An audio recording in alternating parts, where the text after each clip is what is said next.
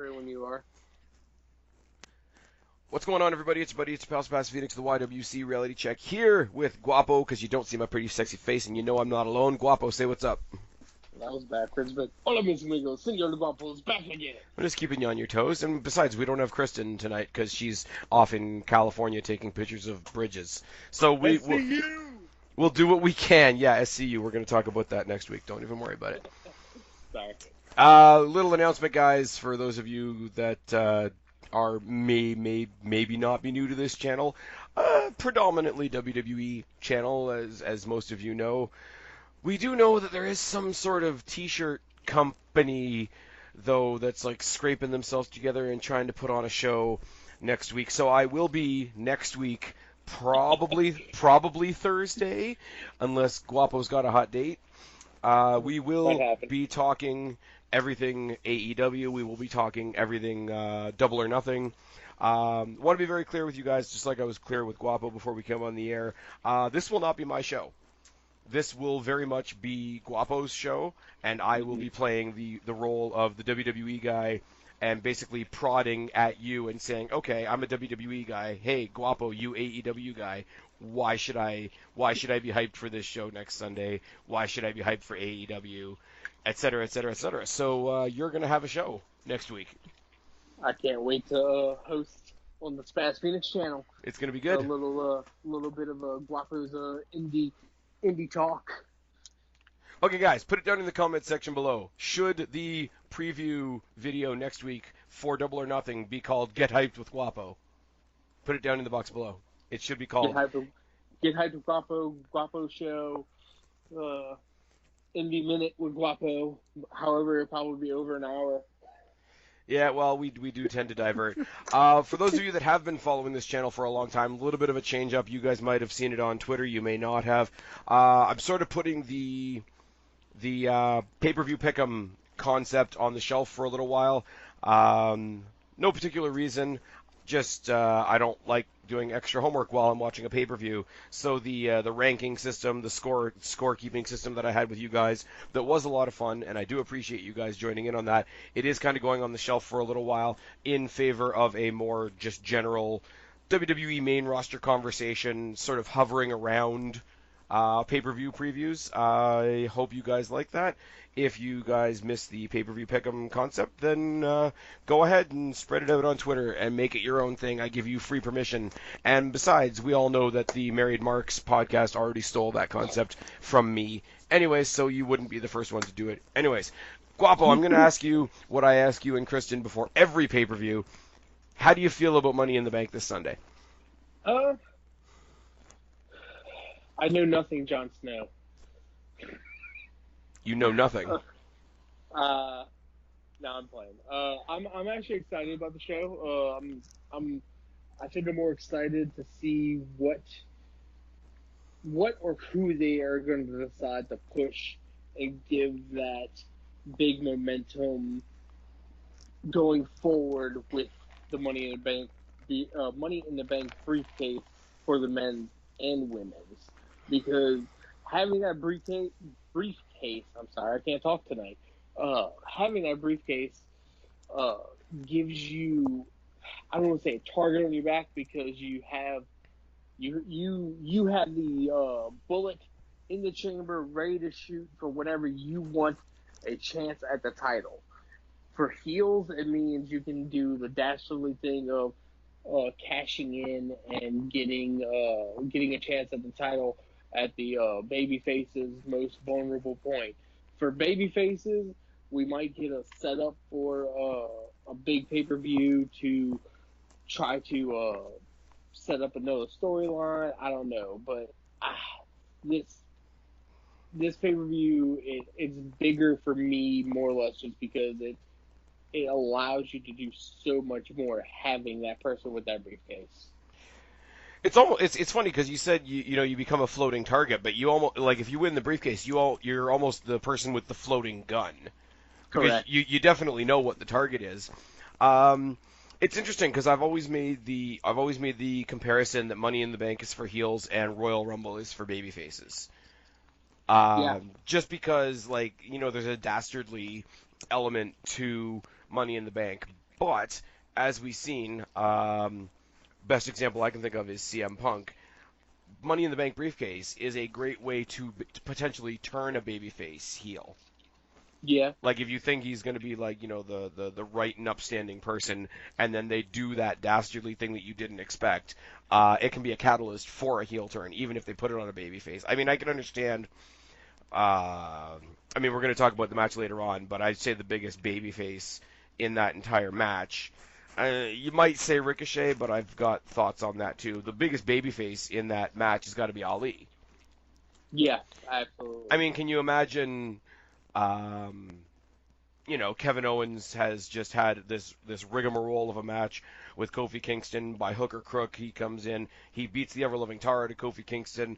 Kofi Kingston somehow scrapes through with the win. Ali comes out. Yeah, everybody with these first names, it's weird. But he comes out, congratulates his buddy, helps him up off the ground, hoofs him in the dick, and cashes in the briefcase that night. Like, because he's such a babyface, it would be great, but it's not what people would be thinking at the end of the ladder match, where it's like, babyface. It's because we've had the people that have called their shot ahead of time. I mean, we know RVD did it, we know John Cena did it, but it's just like, if you're going to do it that way, why wouldn't you just announce a match? Braun Strowman too. Yeah, but Braun Strowman is I don't know what the fuck they're doing with Braun Strowman. Can we admit that Braun Strowman is a little lost? I mean, this is one of the stories I kind of wanted to touch on before we get into the actual match. Braun Strowman and Luke Harper. I mean, Luke Harper's got a whole other story surrounding him, but apparently they had a big botch in the WrestleMania Battle Royal where they almost put, like, Ali neck first through a table.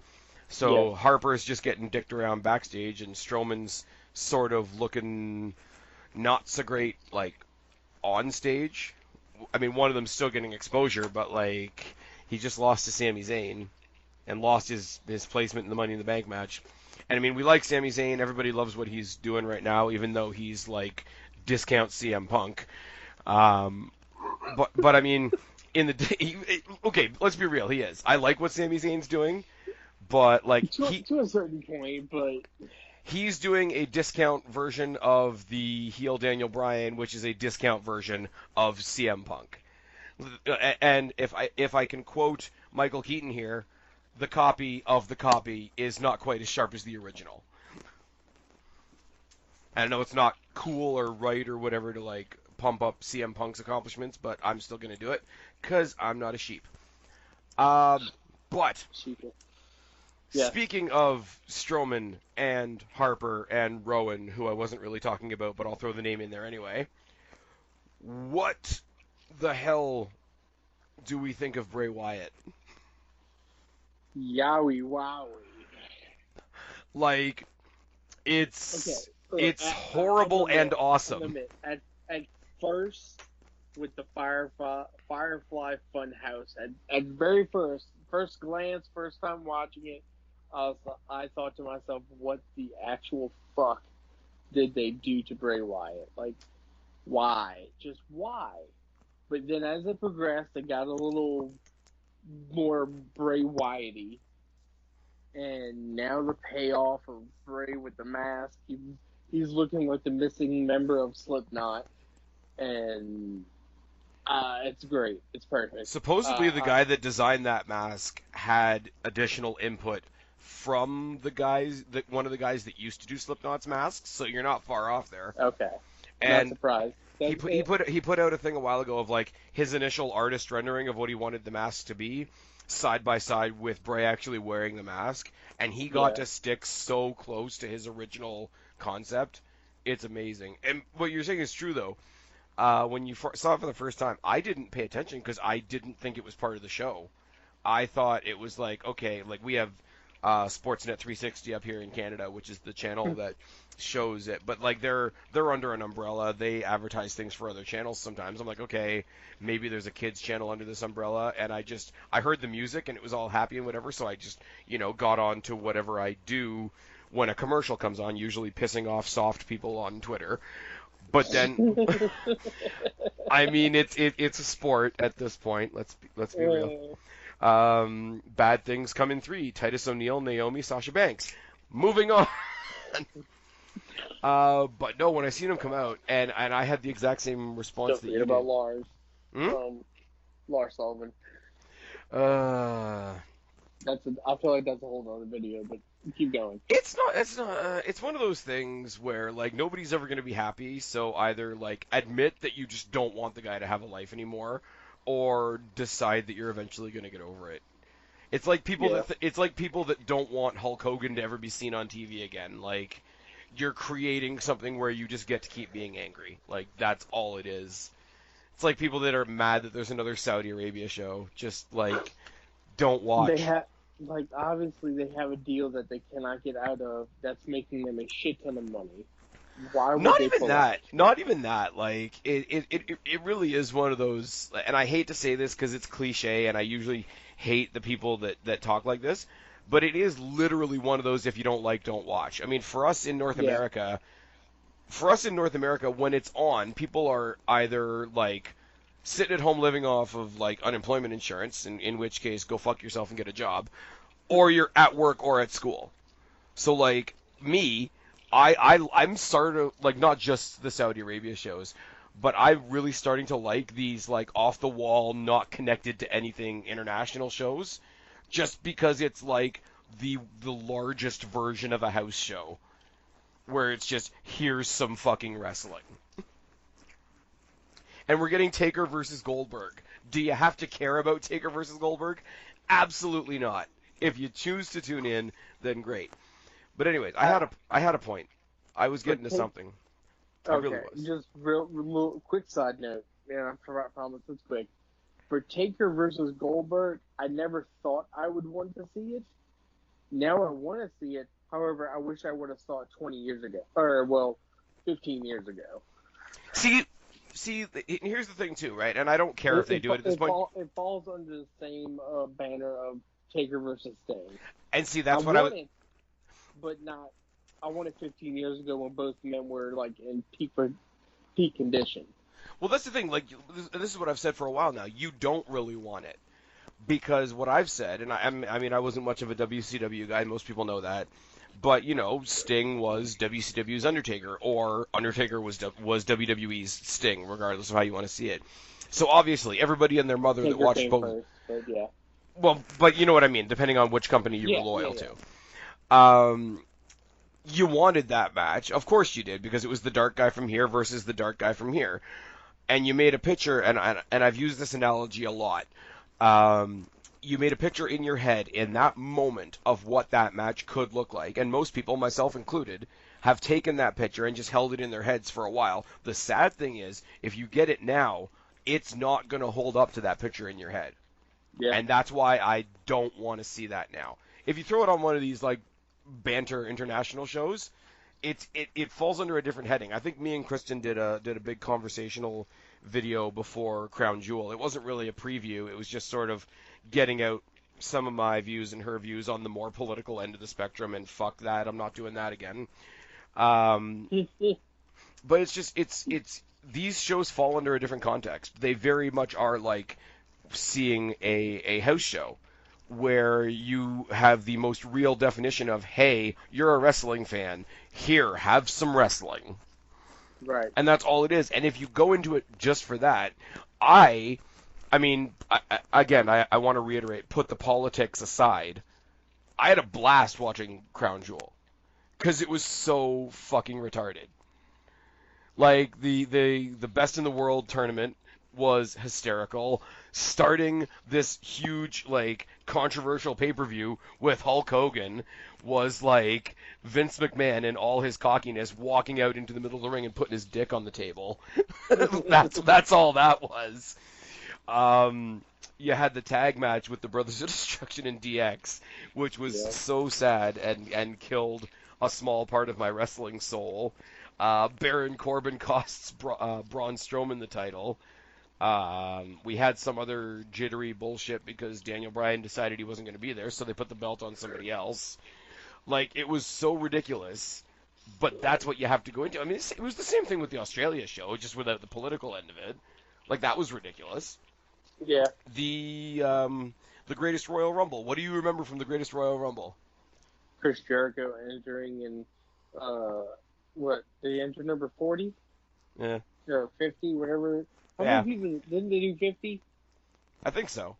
But no, like Yeah. you ask most people, and especially like people like us, if you listen to what. I remember the fake Yokozuna. Oh my God, yeah, exactly. You remember the New Day coming out on a magic carpet. Yeah. If you watch a lot of What Culture and you listen to Adam Wilborn, you remember Titus World Slide. Yeah. It's the best thing Titus O'Neil's done in his whole career, sadly enough. But I mean, Oh. it's true. Nobody remembers the primetime players. No. You know what he's doing right now? He's having jobber matches. He's having jobber dark matches with EC3. Somebody has to work with EC3. EC3's got to do something. He's working in catering. But anyways, so there's a bunch of ridiculous shit going on right now. And so then when I see this Bray Wyatt thing, getting back onto the Bray Wyatt thing, I had the same reaction as you. It was like, what the fuck have they done to Bray Wyatt? Oh my God, what are they trying to do? Make him a babyface or whatever? And then you sit there and you think about it for half a second, and you're like, it's not ridiculous. It's absolutely fucking genius. Every single part of you that looks at what that promo was, even the first one that didn't really have a dark side, where you just felt so like. I mean, I'm exaggerating for the purpose of making a point, but like you watch that and you feel so uncomfortable because you know it's like that one person that's friends with everybody, but you're the only one that sees that they're really an asshole. Yeah. It's like you see Bray Wyatt in this super happy, super like overexposed, bright colors. Everything was shiny and new, and da-da, and you're like, yeah, but he's a psychopath, so. It's a very awkward and weird Mr. Rogers. Yeah, and then you get the kids by the second or third video that are like the opposite of him. He's all happy and da da da. Look at this great show I'm putting on. The kids are like zoned out almost. It's fucking great. Yeah. You got buzzards eating rabbits. It's great. Here's my thing though, and here's where I want to bring it back down to earth a little bit. I'm not the first person to say this. Obviously, it's been said by a lot of people everywhere, but those are pre-made segments. Those are produced and edited and directed and whatever. How does this new character that he's created translate into him actually walking into an arena and bringing that character to life without editing or special effects or CGI or anything like that? Like, do we think it's going to live great on screen and then flop in person? I think it's going to be great most spots because it's Bray. It's Bray, and he takes everything he does very seriously, and he doesn't do anything half-assed. This is true.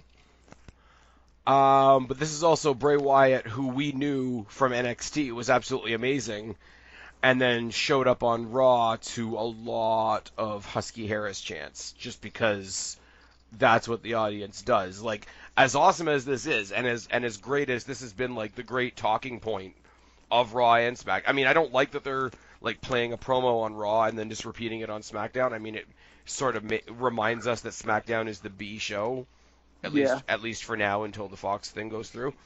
But I think there's going to be people out there that see that this is the best thing that's happening on the weekly shows right now, and because it's so good, they're going to want to find a way to shit on it. Like it's the John Cena effect, right? Like Bray Wyatt can come out with all of his. Remember when he had the Wyatt family with him, and he had the Fireflies and the darkness and the smoke, and he had the the really really eloquent promos. But all it took to destroy all that was for John Cena to come out and make fun of him. Like everything in wrestling is great until somebody points out how silly it is, and then it's silly. Well, kayfabe's dead, so. Okay, but no, like, I mean, I know he's past his prime now, but like, look at The Undertaker. Yeah. The Undertaker is amazing. The Undertaker is the single greatest creation in pro wrestling, in my opinion.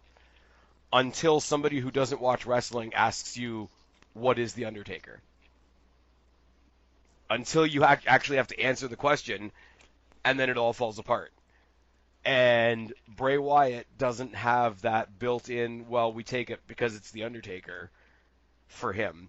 So I worry that could what's the word I'm looking for? That could be more, even though as great as we see it is right now, that could have like Uh, such a built-in fragileness. Detrimental to his career.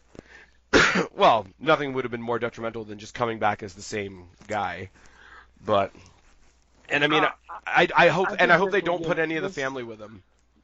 No, I think he's by himself. This will help him because it will be something for him to help the. I don't know. I feel like he'll be able to develop the character a little bit more as we keep going. I mean, he might have been. They might have been planning something with this for a long time, and they just finally pulled the trigger on it.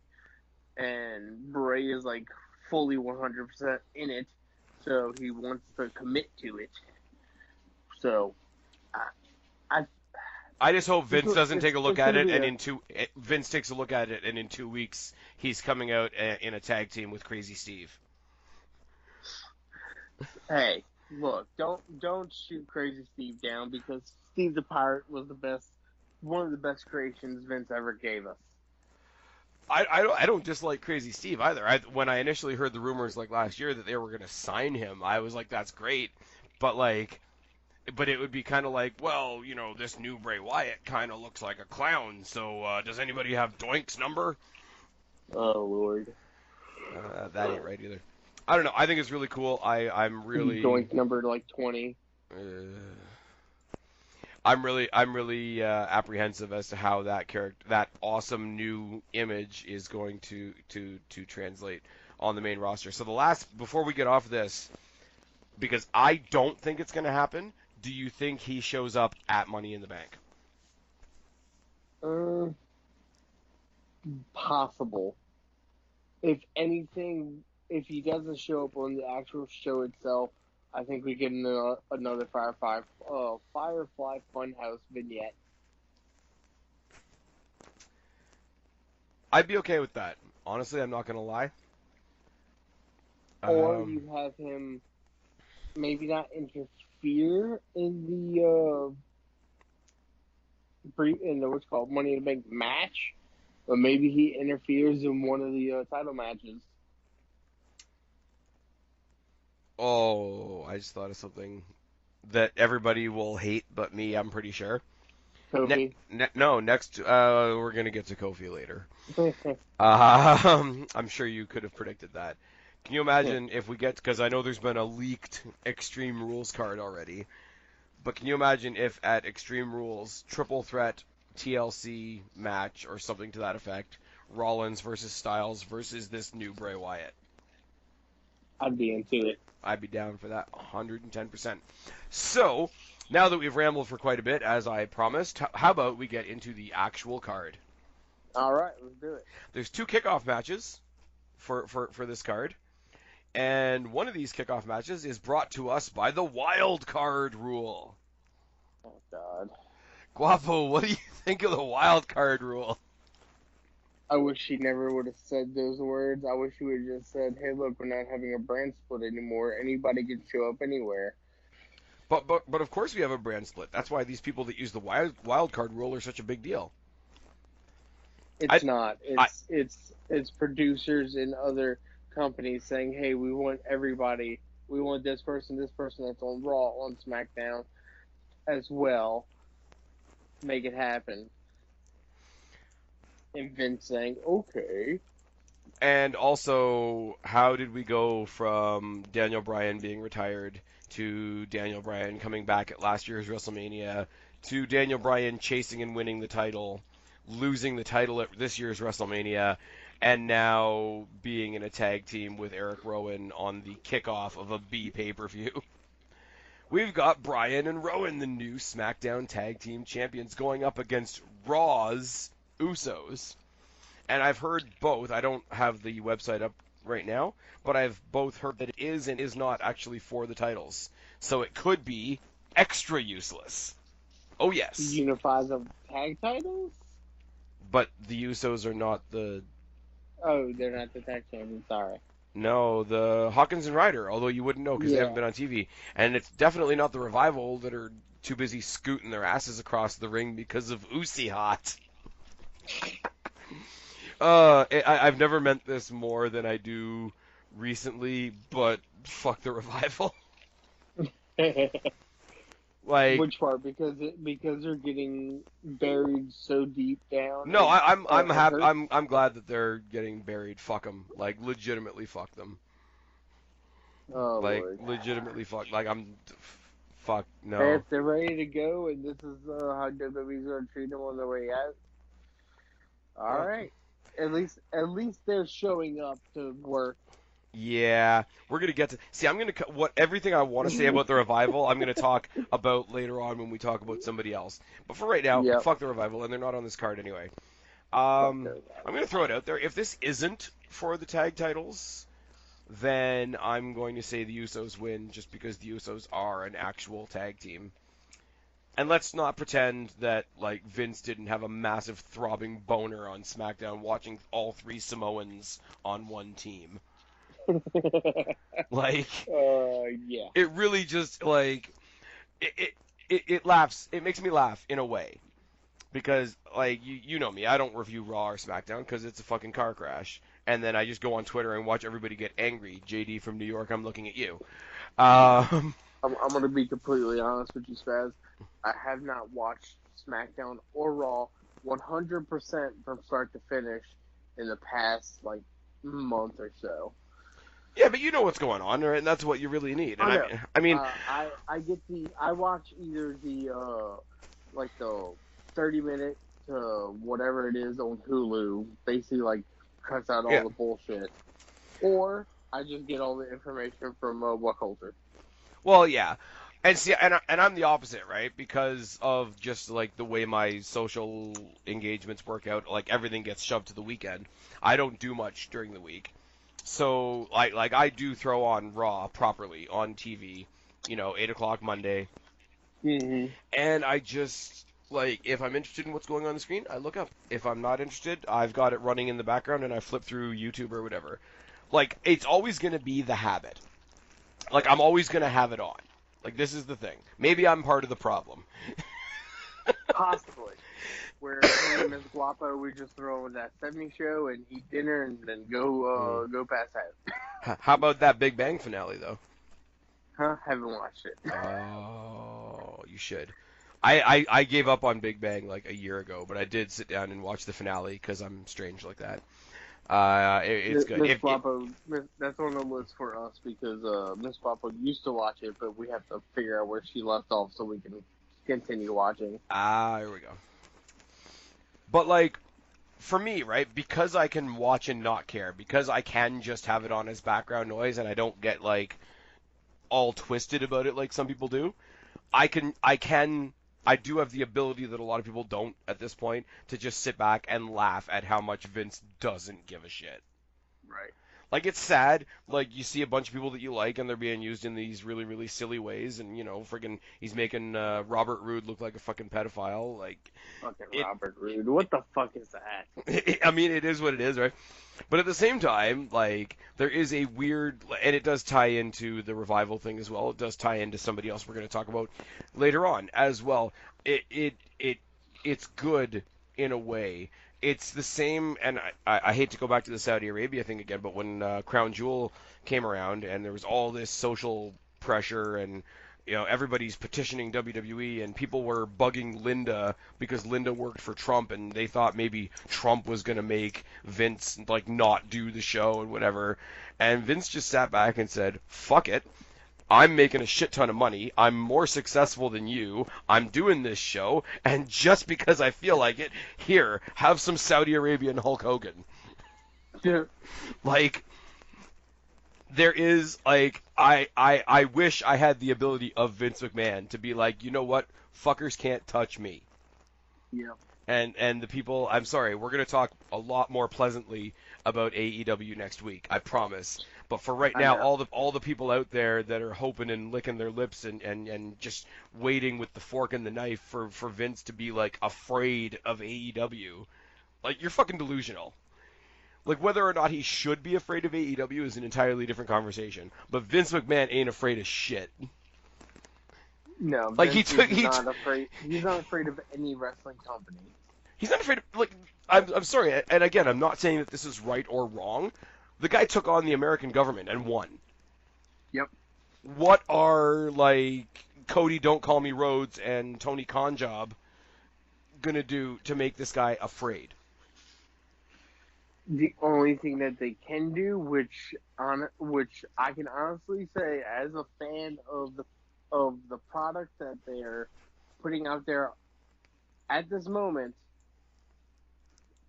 that being no product at the moment until Because they're a T-shirt company. Until next week with Double or Nothing, and until they actually put out what their TV deal will entail. The product that they have at the moment and what they have scheduled at this very moment that is public knowledge, Double or Nothing. The only thing with that, Vince has nothing to be afraid of. Once they have a schedule of touring, more pay-per-views, and TV, once all that happens, Vince still won't be scared. Because he's gone up against people that have had that. Correct. And I mean, I'm not saying that AEW is WCW, but they had a big financial powerhouse behind them. They had an entire entertainment conglomerate behind them. Everybody loves what ROH does, like with the great technical, and it's not necessarily for kids and da da da da. And I'm sure like it's great. Impact is trying to rebrand itself for the millionth time. IWGP does great things over in that part of the world. Like these are all people that have had those various things, right? And Vince has whistled through the graveyard for the whole thing. And again, I wanna be clear because I think you know this, but I want to make sure my audience knows this. I'm not saying that that's necessarily a good thing, and I'm not saying that Vince McMahon ain't crazy as shit. But Vince ain't gonna care until they have to come in like they did 20 years ago and take out the water coolers, and put a lock on WWE headquarters. He ain't gonna care until AEW is putting up the viewership and the numbers even remotely close to WWE's numbers. Vince will not bother with it. The only thing that will be a bother to him is the fact that, yes, he's going to have talent that says, hey, look, my contract's coming up at the end of this year. I would like to renegotiate and get more money. If I can't, thank you. I'll part ways after my contract is up, and I'll go to insert company, whether that be ROH, Impact, or AEW, because I can get an offer from them for this amount of money. Can you match it or go greater for me to stay? But here's the thing, though, and this is where Vince's success is his own worst enemy. Vince could lose his roster. Oh, definitely. Vince could have the entire Raw and SmackDown roster, like the whatever you want to call WWE main, WWE proper, whatever you want to call it, Raw and SmackDown, your Monday and Tuesday show, Monday and Friday come the Fox deal. You could have that entire roster walk out tomorrow. And you know what? It would take a bit of time. NXT goes into overdrive. NXT and NXT UK combine and crank out some talent. He's got that roster rejuvenated, I would say, within a year. Yeah. I think the worst thing that would happen, like, he could have his entire roster walk out, and he might have to close doors for a couple months to reshuffle some things and help people with, like, moving and whatever. But, like, he's got the infrastructure and the skeletal system within his own company that he could completely, like, do the whole, like, turtle loses its shell, gets a brand new shell in a year. Mm-hmm. In a year. Oh, yeah. Thing is, the only thing that AEW is going to do to Vince in WWE is make it stronger. That's all it is. Yeah. Because he has the foundation that cannot crumble. Yeah. He doesn't have he will never have the monopoly again because there will always be another company. Yep. However, this will literally be the first company to come even remotely close because they're actually getting a legit TV deal since Impact had one on Spike. What was the big indie victory? And again, I want to reiterate, I'm not shooting anybody down here. Everybody likes their own thing. What was the big victory over WrestleMania weekend for the indie fans? What? The Madison Square Garden show, right? Yeah, the ROH New Japan. Because New Japan, Card. yeah, New Japan is huge, right? New Yep. Japan in its own way, and I'm not being patronizing when I say that, in its own way is huge. In its homeland is absolutely like it's a religion for them over there. In Japan, New Japan is the top company. Okay, and their big victory was melding with another company to steal this famous building that, I'm sorry, WWE has already outgrown. Yeah. From everything I've heard, that show was amazing. For, seeing clips on What Culture or talking to people that were there or whatever. I haven't had a chance to find a stream or anything for it yet to watch it, but every source I have read or seen results or news for that show said that show was great from start to finish. Right. And plus my boy Enzo was there, so it was a good show. Yeah. But Enzo, no job. But like it was the big victory. It was the big middle finger to Vince. Like, we stole Madison Square Garden from you. Okay, yeah. Cool. I just sold out MetLife. Call me later. Yep. and that's part of the thing. Like, they didn't. I honestly did not steal Madison Square Garden.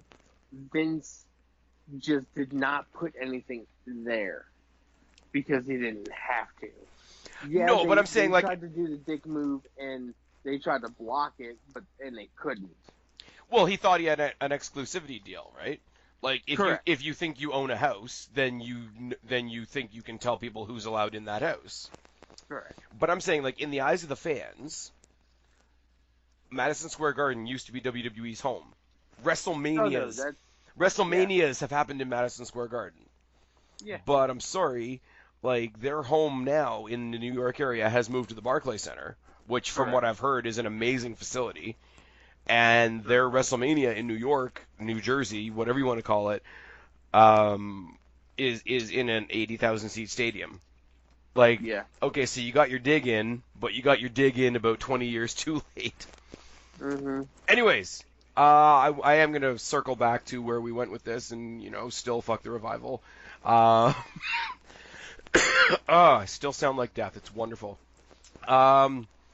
Bryan and Rowan retain if the titles are on the line. Usos possibly get a sneaky victory if they're not on the line, because the Superstar shakeup is weird. Yes. That's all I got. Don't watch 205 Live anymore, so I'm sort of out of the loop. Pick Tony Nese. I'm taking Tony Nese as well. I don't really like him.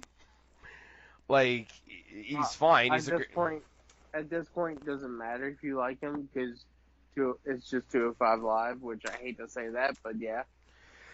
Yeah, it's true. Like, if ever there was a time where Monday Night Raw needed a shot of something a little bit different, like, get the cruiserweights back on Raw or amalgamate 205 Live with NXT.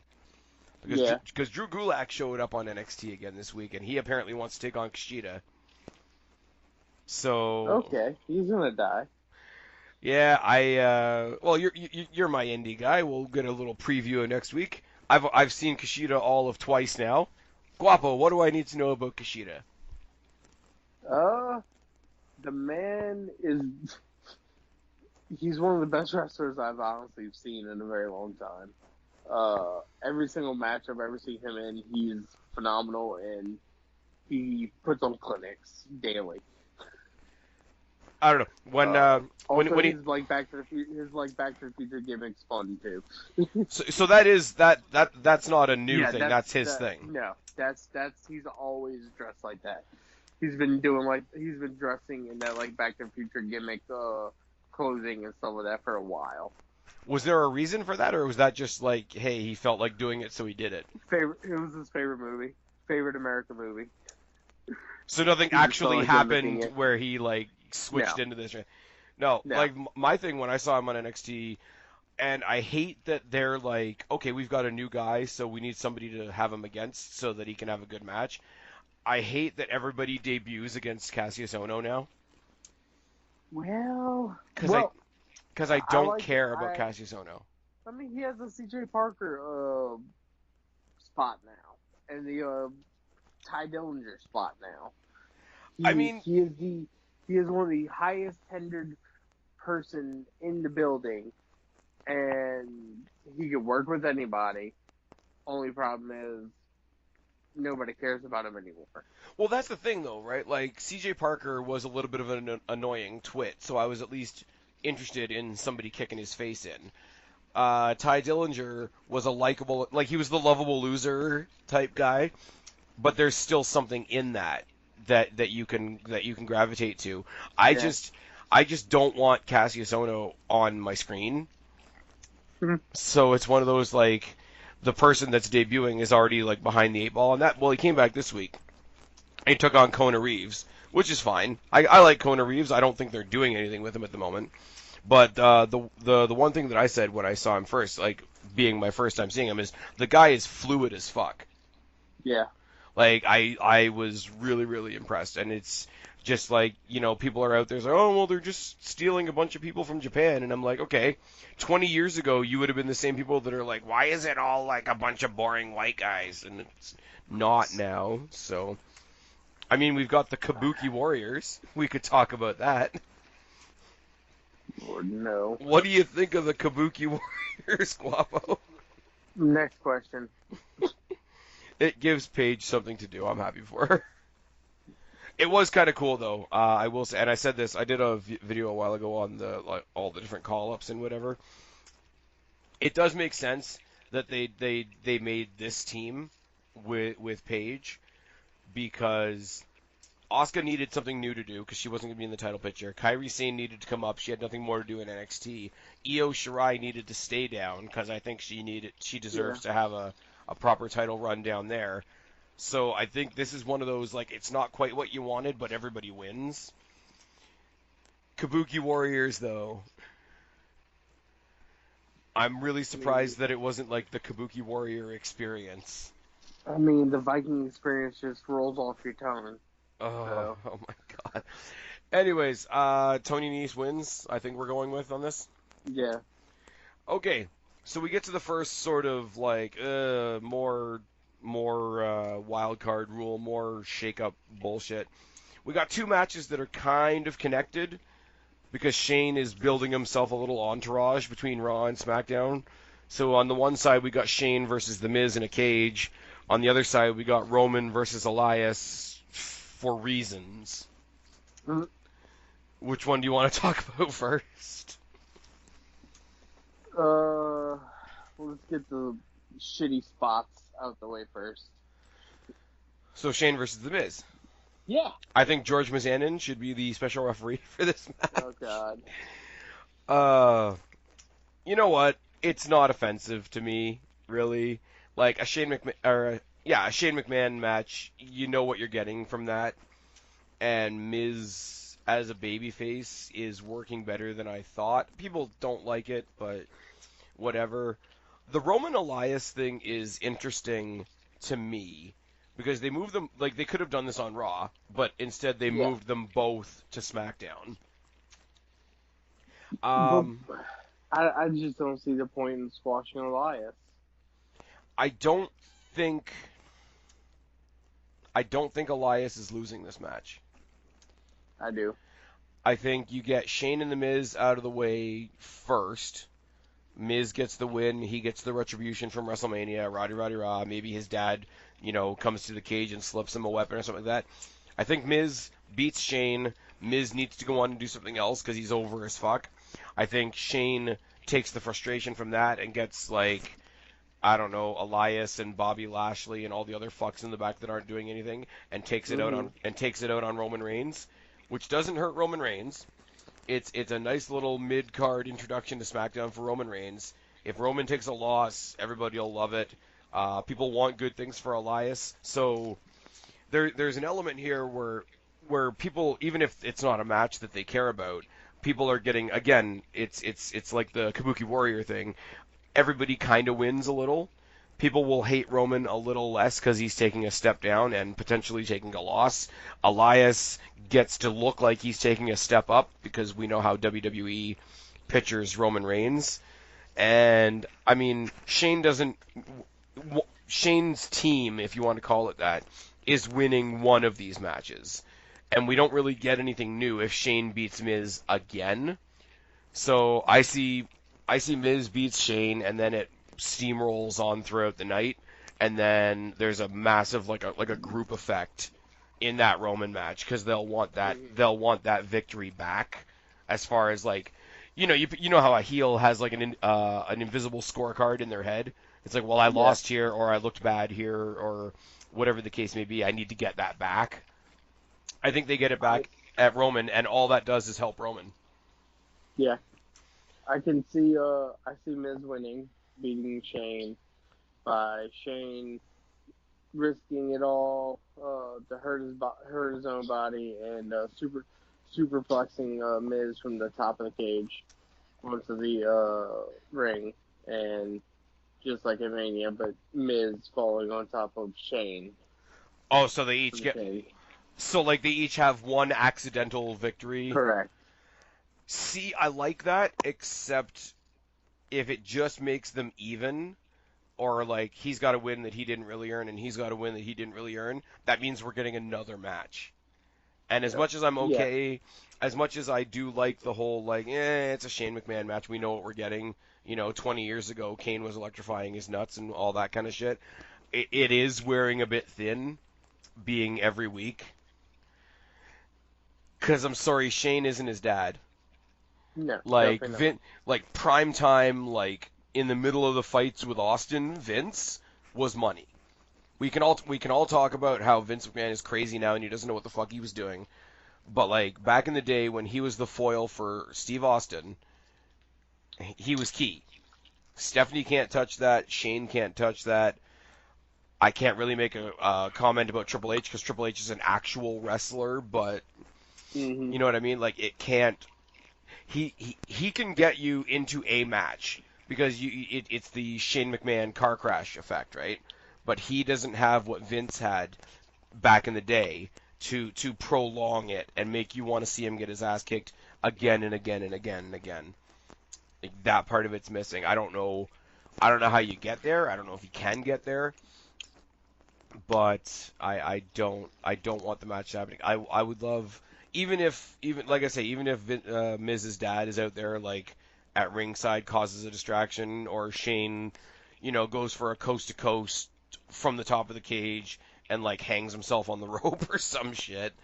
Some kind of way Shane has to lose and Shane has to look like an idiot doing it, and then he goes and takes it out on Roman Reigns afterwards, and Miz does something else. Maybe Miz takes out Kofi Kingston, but we're not there yet. No. But yeah, like, okay, regardless of who wins, we'll agree that, for lack of a better term, Team Shane is going to win one of those matches and lose the other. Yeah. Because WWE loves their 50-50 booking. Agreed. Okay. There's no IC title match because Finn's in the ladder match, so we don't really have that to talk about. U.S. title, Joe versus Ray, is weird for me in how much, like, they've put a lot of time into it on TV, but this match still feels like it's very in the background.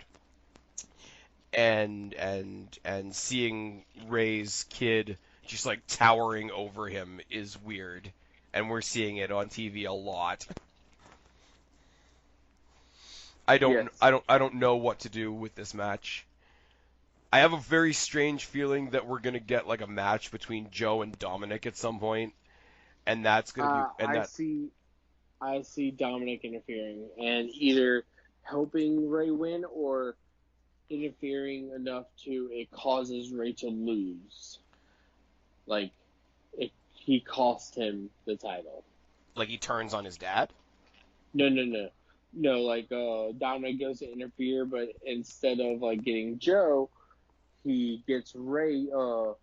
He gets Ray's attention and messes Ray up, and Joe ends up getting either the Muscle Buster on Ray or the Fajita Clutch, and Ray taps or passes. Oh, so like tries to help his dad but fucks it up. Yeah, but screws it up for his dad. Yeah. Is there any family heel turn? I was gonna say, is there any scenario in which Dominic turns on his dad? 1%. 1%. Because I don't know. Because like I know he's had training to be a wrestler. I haven't looked it up. I haven't bothered to look it up. I'll be honest. I think that's happened only one time in the 4,000 and something matches I've ever seen. All right.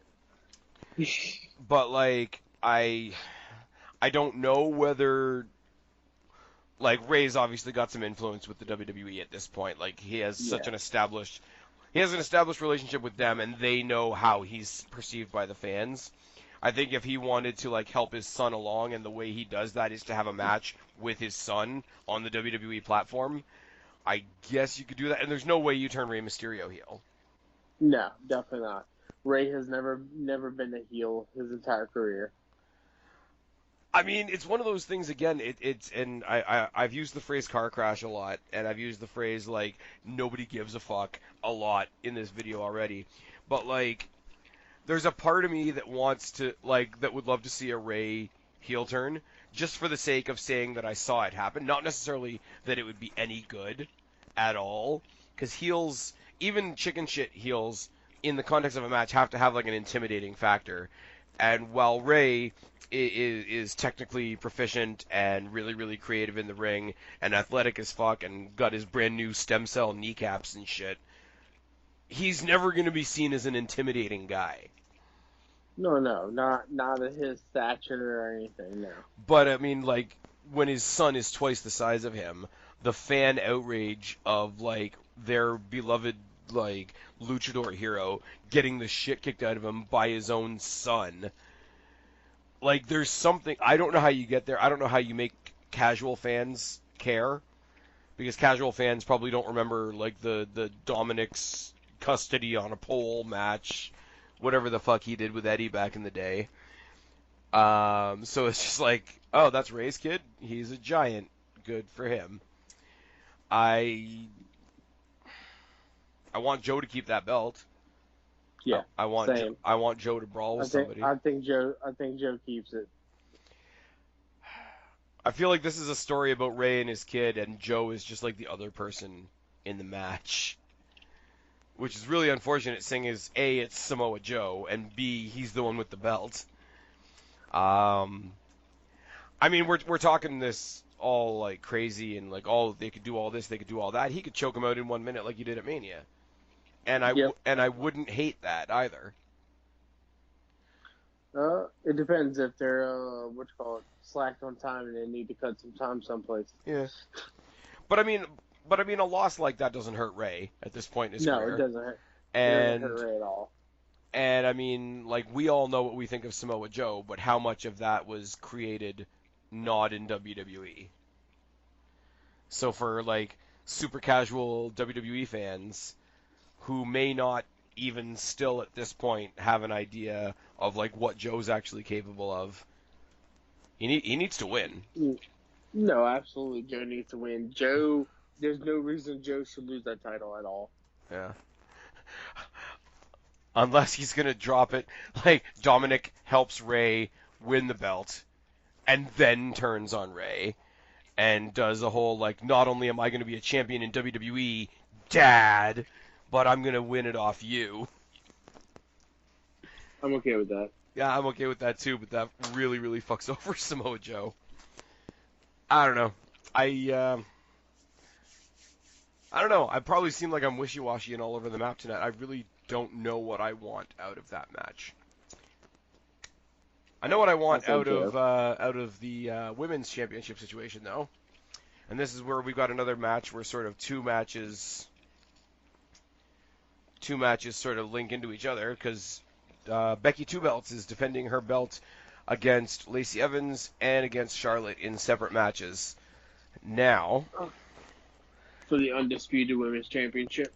No, what's going to happen is Becky's going to lose both her titles, and the two blondes are going to fight for the Undisputed title. No. I see her losing one belt. Yeah, and there's a theory floating around because WWE is actually like somewhat being cool with the people that are couples in the WWE. I mean, we see what they did for Charlotte and Andrade, Zelina and Aleister, and the whatever Uso is unfortunate enough to be dating Naomi. Like, and it's just been made very, very public that Rollins and Becky Lynch are a thing.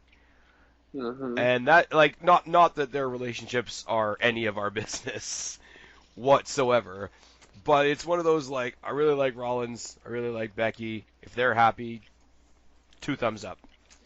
But that means if WWE keeps acknowledging these couples and, like, tries to help these couples along, Becky has to end up on Raw. Yeah. Which means... Which means she has to keep the Raw Championship at least. Yes.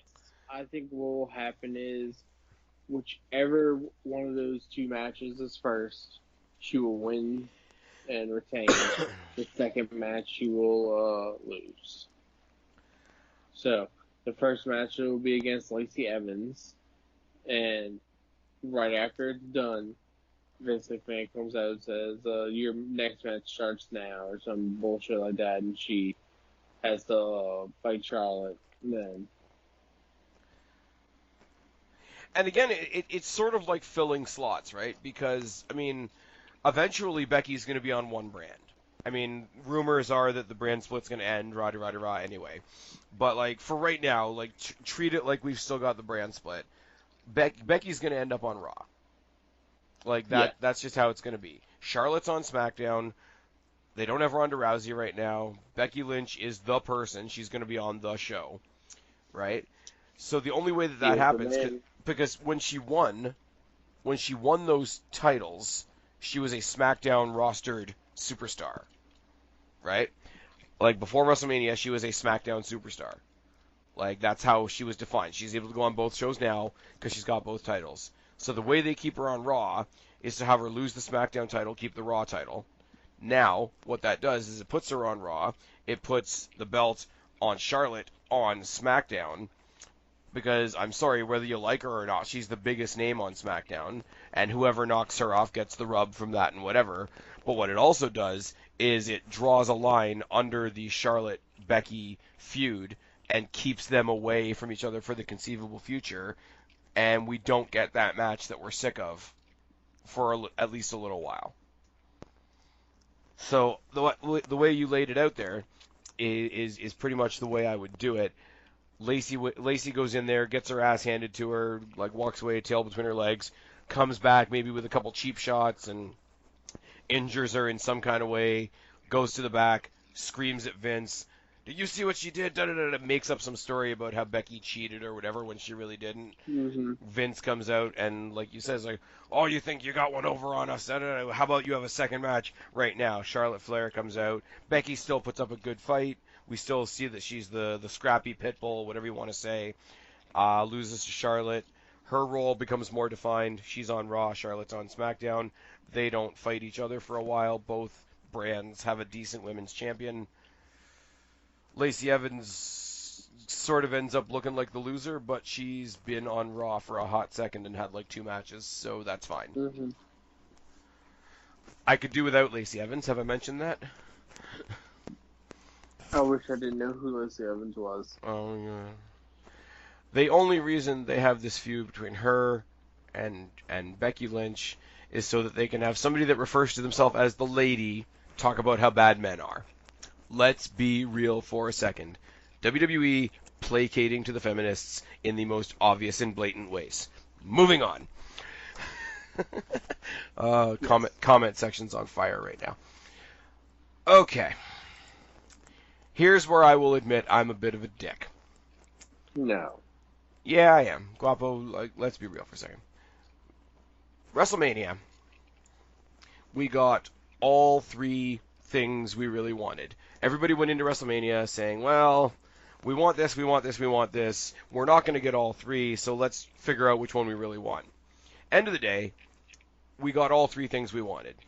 We got Becky 2 belts. We got the belt off Lesnar and onto Rollins, which was fine. And the WWE Championship became a mid-card title. That's how that happened. And then we had the return of Kevin Owens, who was a really weird babyface for a couple weeks, and then proved that, you know, just babyfaces in WWE don't learn. You shouldn't be friends with Kevin Owens. Happened to Sammy. No. Happened to Jericho. Everybody should know that you can't be friends with Kevin Owens. Everybody should know that by now. But, yeah. Big E is legitimately injured, which sucks. Owens has been continuously injuring, what's his name, Xavier Woods, to play up this whole, like, you know, you might be the champ, but you're all on your own now. You're nothing without the New Day, which was proven at WrestleMania, by the way, when you look at that match, because Kofi had two people in his corner. Daniel Bryan, who's the heel, only had one. So the babyface had the numbers advantage. What's that about? Sorry, I spaced off for a second there. Yeah, you did. I swear to Christ, and I don't care, I literally don't care who calls me racist in the comment section anymore. I swear to God, I want Kevin Owens to win this. Send in the Canadian to save that WWE title. Follow in the footsteps of people like Bret Hart. Just get that belt off of Kofi. I like Kofi. And Guapo, I think you and I have specifically done videos on this in the past. I like Kofi. I like what he does. He has... I don't want to say he has a role, because that sounds really diminutive, but, like, he has a place within the WWE, probably for life. Like, the guy's probably got one of the most secure jobs in that company. Oh, Kofi never has to leave the company, ever. Kofi never has to leave the company. He'll never have a reason to leave the company, and he never has to worry about them getting him to leave. Correct. Like it's an everybody wins situation. But he's still coming out there dressed like Barney with fucking unicorn horns and bullshit and throwing pancakes and just... I'm sorry. When he tries to get serious and get all up in people's faces, it is the most comedic shit in the WWE. Well, they're not going to pull the New Day stuff anytime soon because they're making too much money off of it still. Okay, but then stay goofy. Like, stay making fun of the opponent. Stay, like let Kevin Owens come out there and be all serious. And if you want to be the Joker, be like, all right, whatever, here, have a pancake. But, like, he's out there like a goof trying to be serious. And it sucks in a way, right? It really does. And I this is where I'm going to have a little bit of sympathy for the guy. Not that he needs my sympathy. He's fucking multi-million-dollar entertainer. Doesn't need my sympathy for anything. But, like... Correct. You can tell he's trying. Like, you really can. And I will give him the credit for that. But I'm sorry. There is such thing as a ceiling. He's not a main eventer. And he's not a fucking champion. Okay, so I want Kofi to win because I personally feel, and I like Kofi, I really do. I feel like this isn't the pay-per-view for him to drop it just yet. I believe he needs to drop it. However, not now. I feel like it might be too soon because then you will get backlash and stuff like that. But I feel like maybe... See, what's the next pay-per-view? I think it's that... Payback? No, I think it's that weird, like, extra one they stuck in there, the stomping ground or whatever. Okay. So, and then after that is probably, like, Payback or something like that. He's gonna drop the title to Hulk Hogan in Saudi Arabia. God, I hope not. Now, I know I heard rumors and saw stuff about Brock Lesnar that they might drop it to Brock. Which, God, I hope they don't do that, because then I feel like they would lose worse. They would get more backlash of making Kofi drop the title to Brock more than anybody else. Yeah, because okay, Maybe. I know people like it's not really fashionable to like Brock Lesnar right now because he's everything that's wrong with the company and all the special treatment that he gets and da da da. But I'm sorry, like in Guapo, in your nicest possible terms, is there any way you can pull out of your ass an argument that Kofi Kingston is on the same level as Brock Lesnar? Oh, no, absolutely not. But yet it's an However, atrocity. yeah. Why? But why, Guapo? Play the role of an angry SJW on Twitter. Why is it wrong? Because it's wrong. No, no, no, no, no, no, no, no. Why is it wrong, Because that's Guapo? racist. Yeah, Mr. Sist, first name Ray. Moving on. Uh, That's my buddy Ray Sist. I feel at the latest that they should take that title off of Kofi, but no sooner than probably SummerSlam. I swear to Christ, if WWE walks into Toronto and he is still the WWE champion, dude, I'm taking a You'll long. still give them your money and still go. They still have my money. I'm not saying I'm not going to go. I'm not one of those weirdos. But I'm going to go take a long piss. Like, the piss will be real. What if it's like a triple threat match? If it's somebody that I really like, if it's him getting destroyed by Brock Lesnar in Toronto, I'm all in. What if that's when they put the title on Kevin? Ooh. In Toronto. Ooh. Huh? Ooh. Uh-huh. No, wait, who do we have in WWE right now that's actually from Toronto? Because Kevin's from Quebec. Quebec isn't. I know it's not men's, but isn't Natty technically her? Well, Hart family's from Toronto. No, they're from No. Calgary. Calgary. That's what it is. I'm sorry. I don't. It's okay, man. It's only the other side of the country. Let's see. Well, I would say Ty Dillinger. I swear to God, if Well, we no, go to SummerSlam Tyler Breeze, and Tyler they're Breeze is from Toronto, I think. that's true. But by that point, he's going to be fighting Velveteen Dream for the North American title, I think.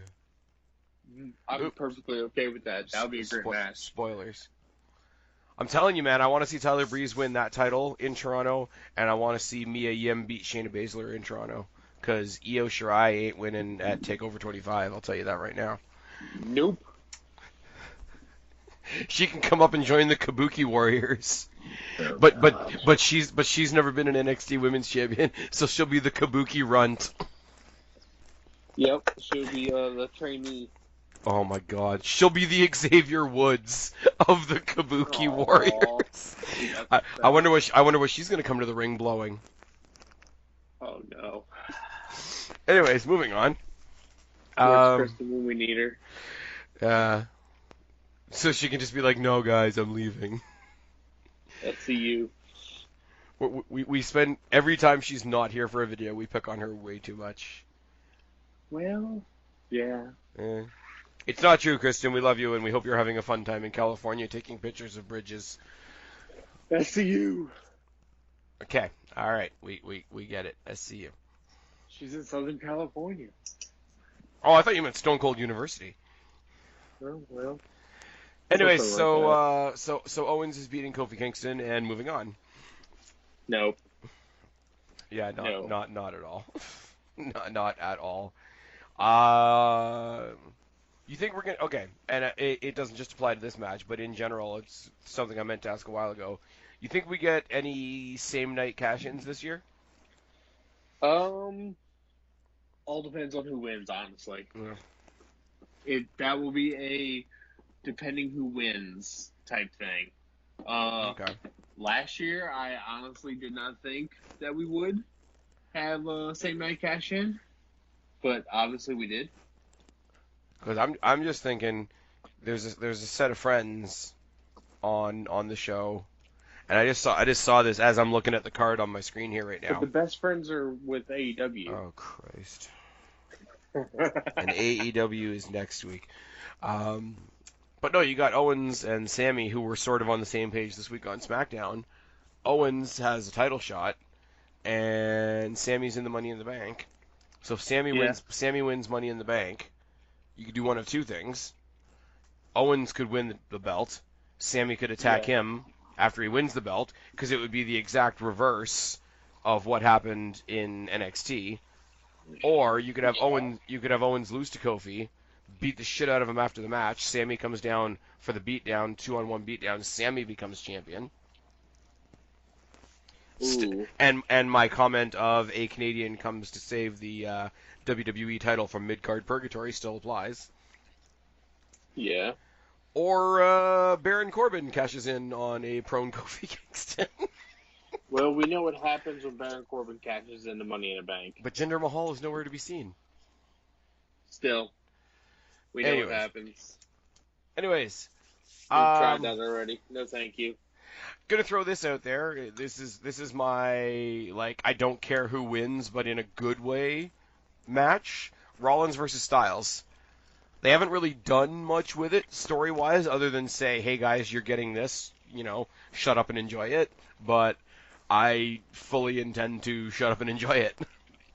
This was the Vince looking at the crowd saying, look, you get one. Everybody gets one. Everybody gets one.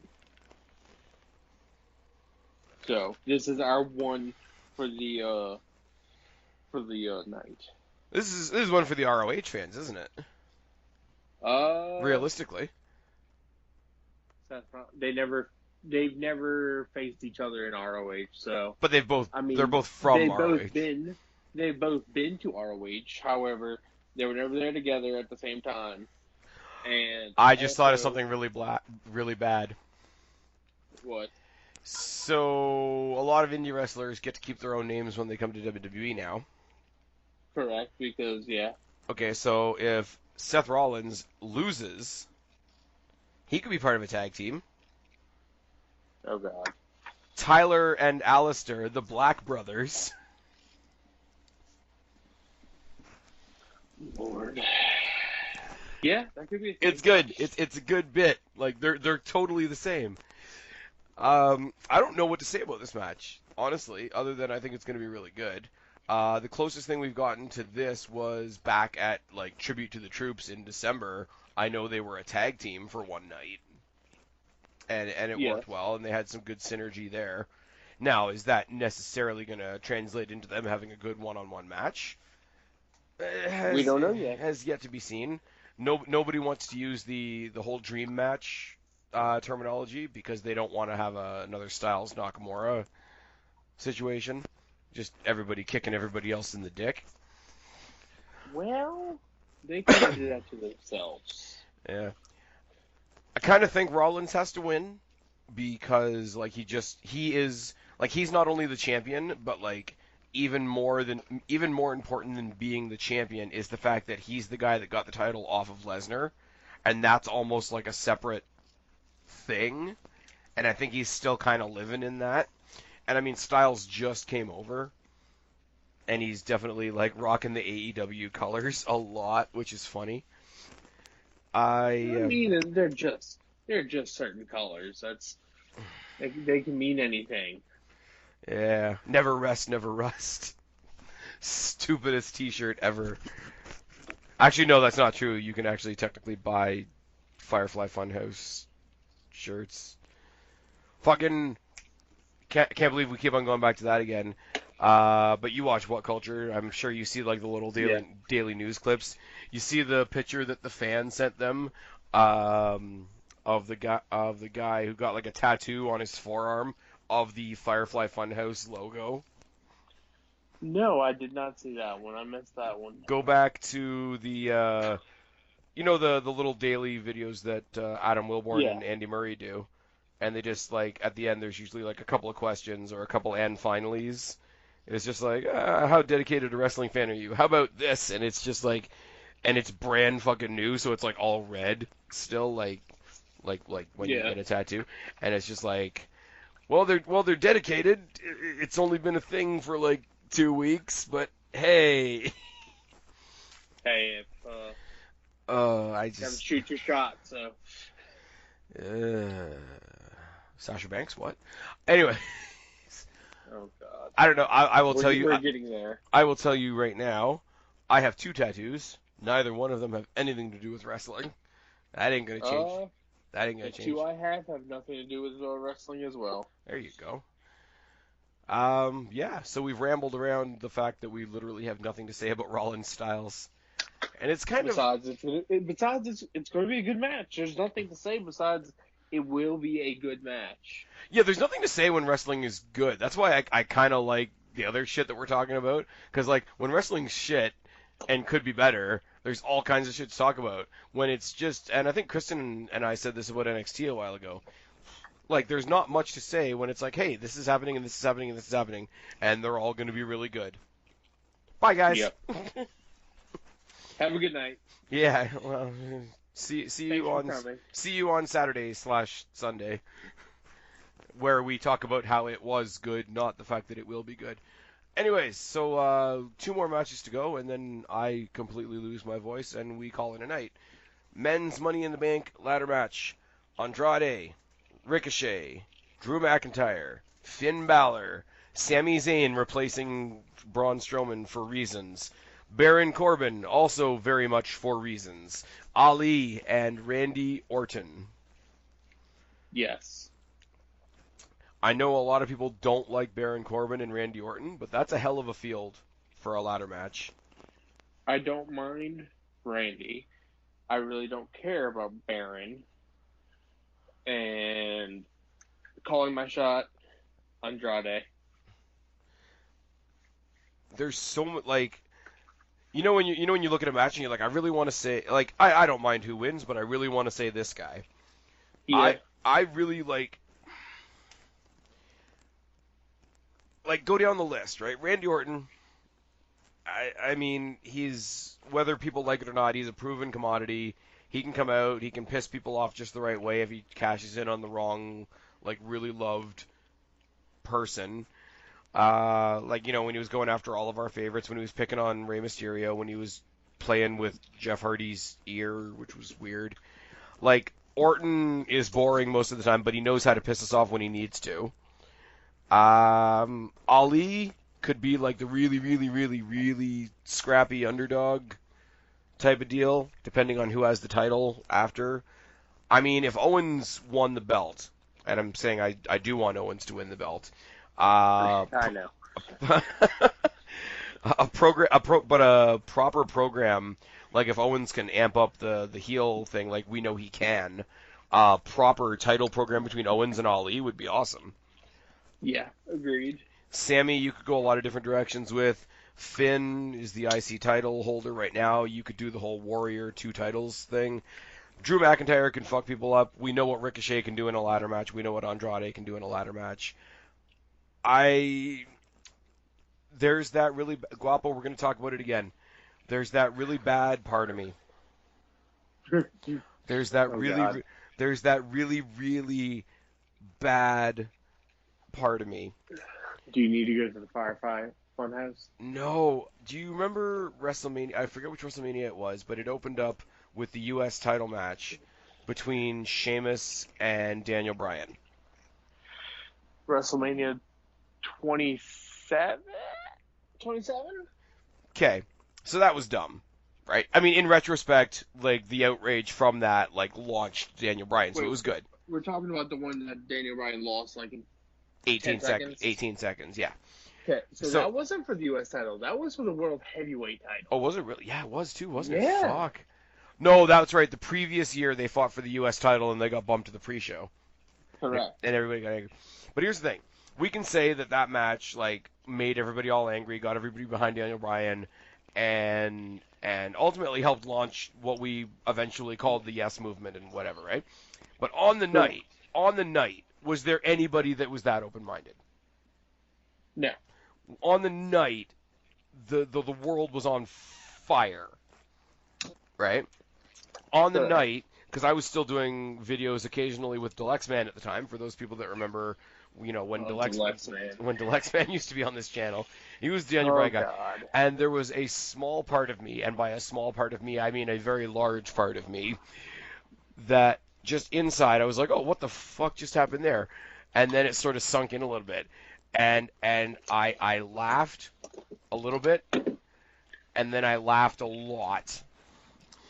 And then I just kept laughing because I know somewhere down in Texas, the YWC's Whoopi Goldberg is losing his shit because Daniel Bryan just got fucked. And it's the biggest outrage in the world. And the more I thought about it, the more I just cackled to myself because I'm like, it's definitely the whole, like, Joker just wants to watch the world burn thing. Mm-hmm. That same terrible, horrible part of me deep down inside wants Baron Corbin wants Baron Corbin to win this match. Oh God. And cash in on Kofi Kingston. I think that would be the worst thing possible. I understand your level of just watch the world burn with that, but the actual world of WWE would burn with that. See, because, like, there's a part of it that, like, Baron Corbin is not the reason anybody tunes in to watch WWE. Like, I think that's nobody watches for Baron Corbin. But, like, for that one guy with the sign that said, "I'm here for Baron Corbin." And that guy's trolling. Let's be real. But that guy's just looking for free shit. But he's brilliant in a way. In a very specific way. Like, do you remember when Eva Marie was a thing? And she came out... When was Eva Marie a thing? Well, Eva Marie was kind of a thing in NXT for a couple of weeks. I know she's promoting the what you call it, shit brand of energy drinks, but No, but the way, like, she knew, especially on an NXT show, that people were there for the good quality wrestling, and she knew she wasn't a good quality wrestler, and she was so bad that it got under people's skin. I think Baron Corbin, Baron Corbin isn't that great a wrestler. Nope, he's definitely not. But I think if you watch some of his stuff, you can see where he's legitimately downgrading, like, the little bit of that it is, because you see him in a match with somebody like Ricochet. What do you want to see? You want to see flips and dives and like, crazy-ass shit. Well, I'm Baron Corbin, and I want you to boo me. I'm going to put you in a chin lock for 20 minutes. Yes, he's doing the Randy Orton treatment. Yeah. And now I'm not saying that he's, like, manipulating the crowd or a mastermind or anything like that, but you can see that he's sort of, like, resigned himself to, like, what his spot is. And within that very limited spot, I think he's doing what you can with that spot. And that's hard. Like, if you resign yourself to, like, either being the dope on the card or being the lowest guy on the card, and you can work that low point of the card, it's not going to set the world on fire by any stretch of the imagination, good or bad. But I think if you can work that low part of the card, like Zack Ryder can work the lowest part of a card. Heath Slater can work the low part of a card and still get something out of people, even though they know it probably means nothing. Much as I hate to admit it, somebody like a Titus O'Neil is probably in the most inconsequential matches of any given night.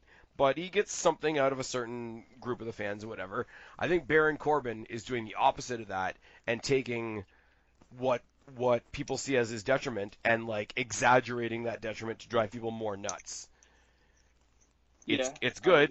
He's the fact that he's intentionally kept on all the, like, the ring attire from when he was the pain in the ass authority figure. Like there's some thought behind that. I'm not going to say that Baron Corbin's going to put on a 5-star match. In fact, we're all going to hate him for not putting on a 5-star match. But that's where the good is.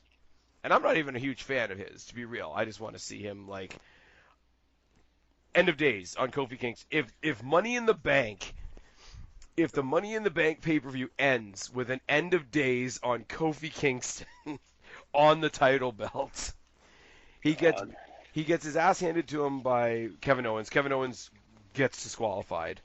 pop-up powerbomb on the apron. Out comes Corbin with the briefcase. With the briefcase.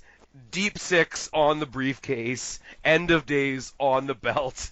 Baron Corbin leaves with the belt as the trademark WWE thing comes up in the corner. You know how pissed the internet would be? Oh, it would be so good. I would become the embodiment of that, bathing in smark tears meme. I don't think it's going to happen, however. I think probably Drew McIntyre. And on a more serious note, Claymore kick to either Styles or... If Drew wins the briefcase, I want Styles to win the Universal title. Because a Drew Styles match moving forward would be good. And we've already seen Drew versus Rollins, so that might dictate who I want to win the Universal title. Right. Now. We've never had, or have we gotten a Styles versus McIntyre match? I don't think one-on-one. They've probably been thrown in combinations on Raw because that's what Raw does. But I don't think... We might have seen it in TNA. Yeah, they were never in TNA together. Oh, was Styles already gone when Galloway got there? He was already out of TNA. Guys, this is why Guapo is my indie representative. Okay. That's why I'm here, boys. Last match on the card.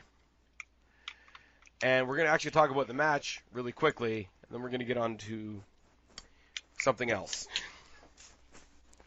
So initially, we're going to talk about what the match was initially, and then we're going to talk about the change that happened, and then we're going to talk about something else. All right? Three stages of whatever the fuck. So initially, the match was going to be Ember Moon, Mandy Rose, Dana Brooke, Bayley, Natalya, Naomi, Carmella, and Alexa Bliss. Yes. So if that was still the card, or if that was still the match, rather, I would say Ember. I would say Bayley. If you want to go with somebody that hasn't necessarily had much spotlight, maybe throw Mandy Rose in there. I really think it should be Sonya Deville instead of Mandy Rose, but that's just me. Mandy's blonde, that's why she's in it. Okay, well, Ember's not blonde, and Bayley's not blonde, and Naomi's not blonde, and Carmella's only blonde sometimes. Exactly, but she is blonde. All right, and despite the fact, I stand for Alexa Bliss, so do you. Yeah, of course I do. She doesn't necessarily need to win it again, but she's in there. She's good. She could be like that snarky heel that like has fingertips on the briefcase before the babyface comes and knocks them off, that kind of thing. But news came out. She's not cleared to compete. Correct. And that sucks. And what sucks as well, and like we know the wrestling community can be shitty sometimes. I mean, I can be shitty sometimes. I'm sure even though you're a good guy, you're shitty sometimes. Oh, definitely. The amount of people that are out there like celebrating that she's not in the match, making fun of her for still being injured, talking about how she's not in the match because she don't want to take any bumps and she's not a real wrestler. It's like, okay, she hasn't been medically cleared, and fuck off, by the way. Like, correct. But the speculation started, and it ended pretty quickly because they came up and they clarified it. The speculation ran wild as to who her replacement was going to be. I was really scared it was going to be a certain somebody, but we're going to talk about that in a second. But they ended up doing what I actually wanted them to do, which WWE doesn't usually do, and they threw in Nikki Cross. Yes. Which is awesome, because with the possible exception of Ruby Riott, there's been nobody more underutilized and just not even given a platform to do anything than Nikki Cross. And I'm sorry, straight up, put the briefcase on Nikki Cross. I want a Nikki Cross Becky Lynch program. Mm-hmm. We saw the one time that she randomly showed up on SmackDown and they fought, but that was really a Becky Lynch exhibition. So Nikki didn't really do very much. But I mean, like, in a one-off night like that, that's kind of the role. So I wasn't even really that bothered by it. But now, like a proper Nikki Cross Becky Lynch feud, I think it'd be really good. I mean, Nikki Cross is on Raw, so what you could do, talking about our story from earlier. So you have Mhm. It all depends where things are on the card as well, and we don't have that information. But what if Becky Lynch goes in, she defeats Lacey Evans, gets a beatdown after the match. Vince sends Charlotte out there right away. Charlotte takes advantage of the beaten up, Becky Lynch. She gets the SmackDown title. She fucks off. Becky Lynch is in the Right. in the ring. She's getting, the applause that you get when you've been beaten up for a long time, and eventually you stand up and have the big hero's exit. So she's beaten Lacey Evans, gotten beaten Yes. by Charlotte, and after a sufficient amount of time, all of a sudden you hear like the screaming Nikki Cross music. Nikki Cross comes in, picks the bones. Nikki Cross walks out as the Raw Women's Champion. You have that program going forward, and you have that rematch at SummerSlam in Toronto, so I can be there live to see it. It's not going to happen, but I can dream, Long right? shot. But yeah. Of course you could dream. Your dream shit, but yeah. And the only other thing I can really say is throw Bayley a bone, because I mean, since going to SmackDown, she's trying to be a little bit more edgy, but Yeah. it really comes down, for me, it really comes down to I Ember. don't know if she can get away from being that hugger and sweet girl next door type character that she is. I don't know if she has like a mental breakdown and becomes like SmackDown's. Like I don't want to be like a copy of Nikki Cross, but like if she has a Are you breakdown. trying to say she's going to become the broken Bailey? Oh no. The woken Bailey? She'll hook up with her buddy there and make Baylor Club. Eh? Oh my God! Yeah. No. Demon Bailey. Demon Bailey. I'm not gonna Oh, lie. God. I kind of want to see that now. Is Bailey gonna visit the Firefly Funhouse? Oh Christ. Firefly Funhouse, interestingly enough, is actually geographically located in the next lot from the Hardy compound. Ah, really? Yes. Interesting. Yeah, this is just gone off the rails now. Now, as I said a second ago, when we found out Alexa Bliss was not going to be in this match, and the assholes on Twitter that somehow think it's bad to be blonde all of a sudden, we're celebrating that, somebody's still legitimately injured, because that's what sane people do. And we got Nikki Cross as the replacement.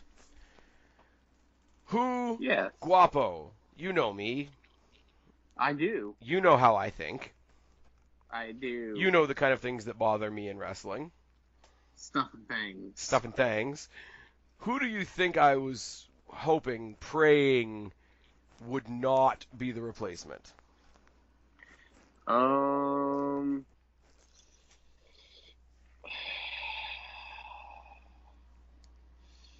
Would it be Eva Marie? I would take Eva Marie over this person. You have one more guess? One more guess. Sasha. There we go. Attaboy. Give you 3 guesses and the Papa, first 2 don't please. count. Yes. Let's talk about the Sasha thing. Let's Good. talk about the Sasha in the room. I was going to say the elephant in the room, but elephants are more coordinated. Anyways, I think I came to you shortly after WrestleMania when we started hearing all these rumors about Sasha Banks and how she's throwing a temper tantrum backstage and how it's entirely, unacceptable that she had to, lose her title at WrestleMania to an actual tag team, et cetera, et cetera, et cetera. And I messaged you, my buddy, one of my collaborators. What do you think of the Sasha Banks thing? And I think you said to me something along the lines of, yeah, it sounds like she's being a brat. Sounds like she's being a big baby. Yep. So from there on, I tried to look at it, somewhat objectively and say, okay, you know what, she's upset. She doesn't think she's been treated properly. Correct. Now, Guapo, you're a fan of women's wrestling. I'm a fan of women's wrestling. I think between you, me, and Kristen, we've got a lot of time for women's wrestling and how it's changing in the WWE, etc.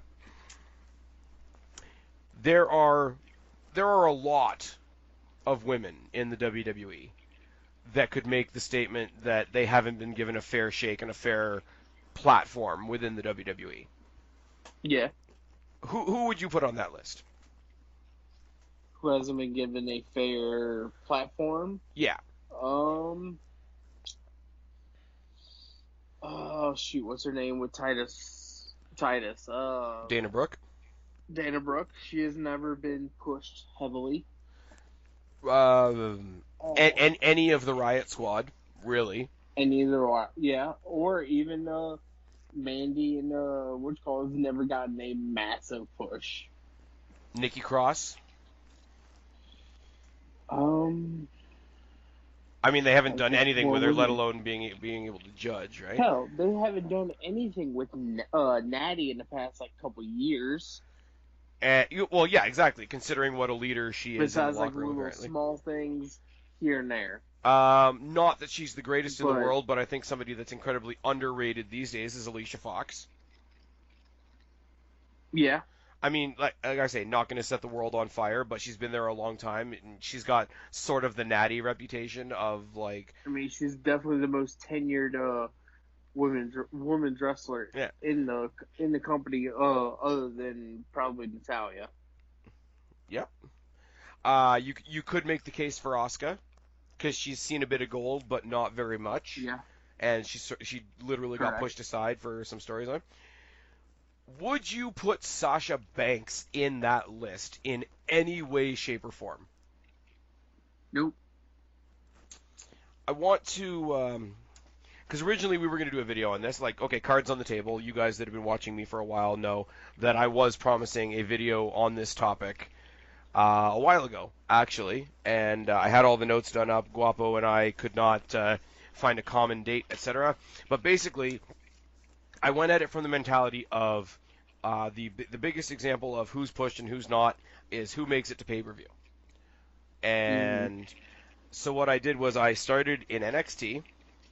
From her debut in NXT, I did every pay-per-view for every show that she was on. Like, so every pay-per-view that took place in NXT when she was in NXT, every pay-per-view that took place on Raw after she came up to the main roster. And I had it like literally like show by show. I'm not going to do that here because it would take forever. But here's some stats, and here's something I sent to a couple of other YouTubers that you guys might know, Joe Cronin, OKFabe, etc. Yes. From 2014 to 2019, Sasha Banks has been featured in 33 pay-per-views for whatever brand she was on at the time, respectively. By featured, I clearly define featured as she was in the title match, or she was in the main female storyline at the time, or she was in the only women's match of the night, or she was in the longest women's title match, or women's match of the night. I think that's a fair way to define being featured. You're in the title match, you're in the main story, you're in the only women's match of the night, or you're in the longest match of the night. In that time, she was a one-time NXT champion in a time where they didn't do two-time champions.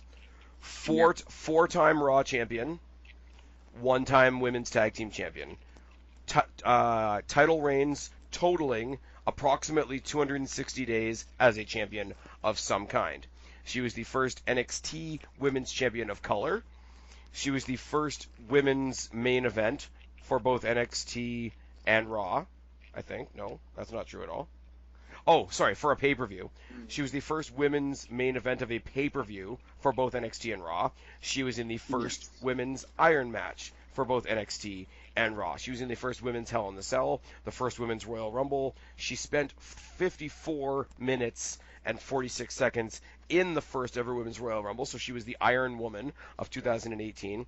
She helped introduce the modern WWE Women's title in that triple threat with Flair and Lynch. She helped introduce the WWE Women's Tag titles, and kayfabe was given the credit for their creation, which is bizarre.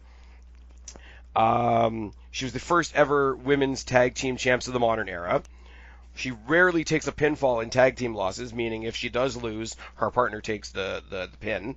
She rarely takes a pin in multi-woman matches, being like the third or fourth other person in the match while the pin is taking place. And she's one of a very small handful of people in Ronda Rousey's year-and-a-half run that didn't get a complete squash. Yep. So, yeah, Sasha Banks can fuck off. Is my thing.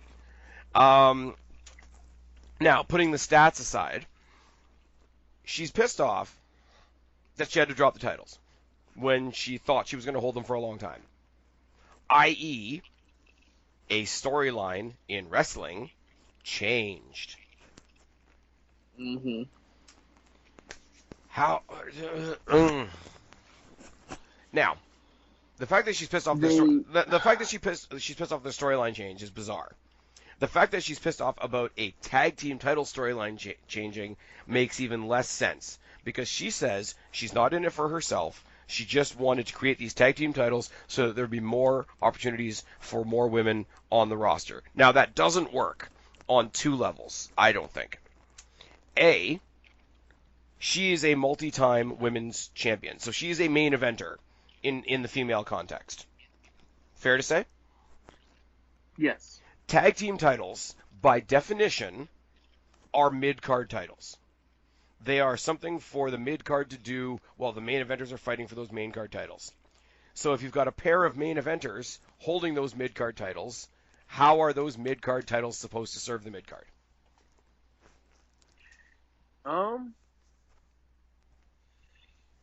They don't. Here's the other half of that. Okay, you've got proper tag teams in the WWE. I mean, they didn't have the Bellas. They could have, but they didn't. You've got Mandy Rose and Sonya Deville, who came up as a team. You've got the Iconics, who are like the tag team. And then you got Sasha Banks and Bayley, who came up as individual stars and got thrown together in a tag team. Now, there's a story behind that. They're friends in real life. Roddy Rah. You know, I'm sure there'll be a Total Divas documentary on it one day. But you got two singles. So you've got two main eventers that are mad that they had to drop mid-card titles. And you've got two individual single stars that are mad that they had to drop titles designed for tag teams in a division that has actual tag teams. Yes. Now you've got people that are like, well, her Raw title runs didn't count because they only lasted this many days, this many weeks, etc. Like I said, she's been a champion of one kind or another for over 260 days. But also, do you think somebody like a Dana Brooke, or as we said, Sarah Logan, Ruby Riott, Ember Moon, Asuka, etc., wouldn't have taken like a 3 or 4 week title reign over the nothing that they have received? I'm pretty sure they would take that, yes. Yeah. Because it's no matter what, it's Vince's call. It's what they want. If they want it, then they can do however they want to do it. And, you know, the fact that, you know, she got to defend those titles that she was given the credit for creating at WrestleMania, while a bunch of her coworkers and the ones that she the rest of this roster that she claims to be fighting for, like, I'm not doing this for me, I'm doing it for all the girls, you know, while like 30 or 40 of them got shoved onto the pre-show in the Battle Royal that meant fuck all, and she got that. I don't know how we wrap our heads around, or I don't know how those women that are trying to get their very first shot like rationalize it in their head that this girl that's been given all this much, questionable whether she deserves it or not, rah, I'm not going to go into that, but like this girl that's been handed like 10, 20, 30 times as much as they have, throwing a hissy fit in the back because she hasn't been given enough. And now she's Right. threatening. Now she's, and this is where I get into my disdain for the AEW element a little bit. Not that the company is bad, but like the element that it's starting to bring. The whole like, well, AEW's here, so now I'm just going to use it as a beating stick to get my way. It's like, no, you've been given more than most. Right. I don't know what to say other than that. Like literally, if people don't believe me, if people think I'm exaggerating the statistics, just go and have a look for yourself. Like Sasha Banks can fuck off and all. I don't care how many airplanes you can land on your forehead. I don't care who your cousin is. I don't care if you're going to call me racist, sexist, whatever. I just finished saying that I hope Ember Moon is one of the contenders to win Money in the Bank. So if your thing there is to say, well, I have to win because I'm female, there's a lot of other females on the show right now that are way more deserving, trying way harder, and a lot more interesting than her. And if you want to turn it into a race issue, there's better options there too. Yep. I mean, hell, at this point, bring up Bianca. If that's your point, if she's so determined to say that she's not just fighting for herself, that she's fighting for the well-being and the diversity of the whole roster, okay, cool. We'll bring up Bianca Belair. You can give her your slot. Exactly. And you can go sit at home and not get paid and sit on the shelf for a couple months. Well, this is the thing too. Like everybody's talking about, oh, poor Sasha. She's having all this like breakdown and whatever, and she's in all this emotional turmoil. It's like, no, she's a kid having a temper tantrum. Like, let's be fucking real for a second. And she's writing on social media how I've told the bosses that I won't be coming to work this week, and it's like, well, you're an idiot. Like, I'm, my life is so hard, it's so rough, it's such a struggle, da da da da. Meanwhile, let me show you some Instagram photos from the vacation that I'm on right now. Yeah. Like, I don't. Like, I know we're sort of on the same page, but I'm hoping you'll give me something to not just say, like, fuck this bitch. No, I mean, I can understand her frustration and being frustrated and mad about and not enjoying what happened, why they were told that their title reign would be longer and it wasn't. However, shit changes. You know how Vince McMahon works and how he operates. That's not anything that has ever changed. But it ain't. But it ain't real. It ain't real though. You were given this opportunity, and now you're being told, "Look, you're dropping the titles. You lost the titles. You're gonna get a chance to get it back another time. Don't whine over it. Suck it up because we have these ideas for you for the future. If you don't like it, I'm sorry, but I'm running a business." And like not only that too, right? But if she's walking around like big dick swinging Jones like in the back saying, "Well, I'll just Dick swinging Jones." There you go. But the whole idea that I'm gonna demand whatever I want, and AEW is this big bad scary thing that I'm gonna hold over Vince's head. And it's like, well, no, he's got a contract that you signed, and within that contract, he can hold you to this, and this because you signed it. And I love it. And this is where we get into the debates about the revival. This is where we get into the debates about Rey Mysterio back in the day, whatever. Oh, well, WWE took the option to extend their contract. How mean of them. Those provisions in that contract would not be valid if the superstars did not read them, sign them, etc. Correct. So here, Guapo, you're allowed to punch me in the face. Done. All right, Guapo, how dare you punch me in the face that I just asked you to do? Because I wanted to. And I'm allowed to. And I mean, let's be real for a second. If she's not just blowing smoke, and if she's not just using AEW to like maybe get a higher pay or whatever the fuck she thinks she's gonna get from WWE, even if what they call the worst case scenario is the worst case scenario, they put her on like she has to ride out the rest of her contract and whatever the case may be. If she decides not to come to work, okay, yeah, she can't go to AEW right away. Boo hoo, you get a couple weeks or months, depending on how long her contract is, of paid vacation, and then you still get to go to AEW and do the old TNA shtick of, well, I worked for WWE and they were terrible, and I hate WWE.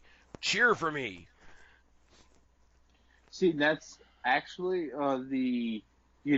she won't technically have a paid vacation because there was recent reports that came out that said that Neville, whenever he did sit out, he was not paid during that time. Then maybe he should have come to work. Correct. But hey, if that was his decision, that was his decision. That's no one's fault but his own. Okay, Guapa, let me ask you something, right? Yeah. You're paid. You get paid by the hour at your job, right? That is correct, I do. What happens when you don't go to work? I don't get paid. There we go. It ain't that hard.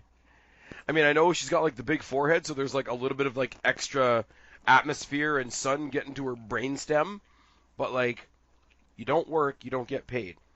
I've always used the example of like when you're talking to people that are when you're talking about people that are being childish, then you have to speak about them like they're a child. You don't slap your mother and then ask her for a bigger allowance. Correct. You don't kick your dad in the nuts and then ask why you can't go out to the amusement park. Even though it'd be funny. Well, but you know what I'm saying though. Like I'm not gonna do anything that you want me to do, boss. I'm gonna tell you when I'm coming to work, but you're gonna pay me and you're gonna restructure your company around me. Here's the deal. Even though wins and losses don't matter, even though like, okay, if you're losing, that's the story this week. Put that aside, right? Say everybody followed Sasha Banks' example. Say everybody that didn't want to lose a match, that they didn't want to lose, or they're upset that they had to lose a match they didn't want to lose, whatever the case may be. So nobody loses a match anymore in wrestling. Every show ends in a draw. Nobody gives a fuck. There's no stakes. There might as well not be championships. Why? That's the Sasha Banks world. Yeah. Why do you need to try and do all that? Because unless you're really, really into like story building and big story arcs, nobody wants to lose a match. Like if you want like a Daniel Bryan underdog story and you walk into the writers meeting and say, okay, beat the shit out of me for 6 weeks, and at the end of those 6 weeks I'm gonna get a win over this big guy, and you have that long-term idea in your head, yeah, sure, whatever. But then again, who knows, if she hadn't been an absolute entitled cunt, then she and Bayley might have gotten their rematch at TLC. Like, we could be seeing a ladder match between, the Boston Hug Connection and the Iconics this Sunday, for all we know. Yep. At TLC, that's this Sunday, right? That's Money in the Bank, but okay. Just at TLC. Yeah. It's tired in here. But like but this is what I'm saying. Like somebody like a Daniel Bryan, and you know me, I'm not even the hugest Daniel Bryan fan, but the guy knows about storytelling and whatnot, right? Right. Like, okay, take a couple losses and go get the bigger gain later on. Don't sit there and throw a temper tantrum because you had main level WrestleMania experience, and then kick up a fit that you didn't also get to win that moment, and I don't even know what I'm saying anymore. But like, you took your ball, you went home. Fuck off, is really, and everybody's like, oh well, she's gonna replace Alexa because Alexa's cute and white and blonde, therefore she must be evil, therefore she must be sucking Vince off in the back or some other thing, and if she is, she's learning from Naomi, but that's another story altogether. This is the thing, the Sasha Banks thing is so fucking ridiculous, and it's taken up so much of the like women's division conversation. I don't even care that Naomi is in the match on Sunday. Naomi's in the match? Naomi's in the Money in the Bank match. And I can't stand Naomi. Yeah. Like Naomi's a worse wrestler than Sasha Banks. I will never sit up here and say that Sasha Banks is a bad wrestler. Sidebar. Did you hear the rumor that Cameron's training to come back to wrestling? Okay, so we don't need Naomi anymore. Awesome. We kept the wrong Funkadactyl. We're slowly going to fix that mistake. Yeah.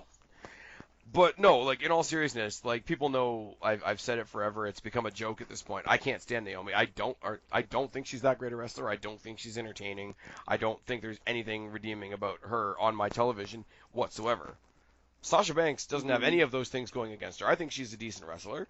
I think she's very entertaining when she's given the right role to play and whatever. And I think she plays off quite well. The dynamic between her and Bayley as a team, even though it's thrown together, is great. I mean, they're a little bit of an odd couple type team, but it's whatever. But like the amount of respect I've lost for her, it overshadows what I feel about Naomi both on and off my TV screen. So that's where I'm at right now. It's pretty bad. It is pretty bad. But that's all I'm really going to say about that, because now we're just talking in circles. The last thing I do want to say, and I do hate to leave this on sort of a down note, and because it is kind of a bummer, it is a little bit more serious, so I can't really joke about this. But the news we got last night, yesterday afternoon, whatever, yesterday. The passing of Ashley Massaro. That one was definitely that one hit me a little bit, because she was definitely one of the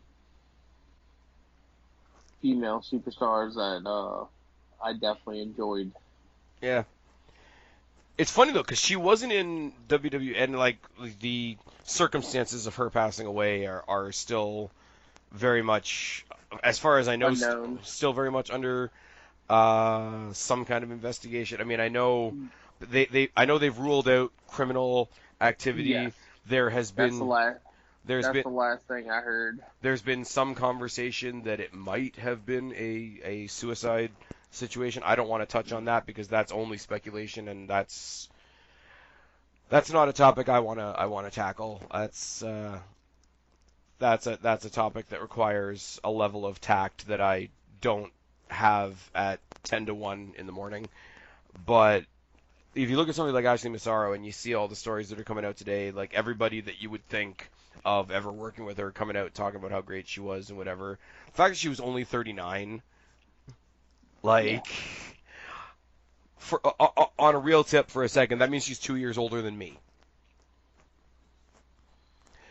Like, and the amount of people that know and remember her fondly for the very brief time that she was actually in WWE. Like, she's the precursor for your Paiges and your AJ Lees and your Nikki Crosses and your Ruby Riots. Just like the whole like break the Barbie doll mold, just out there being a little different, being alternative. You know, the piercings and the tattoos and whatnot. People still remember her music. That song "Light a Fire."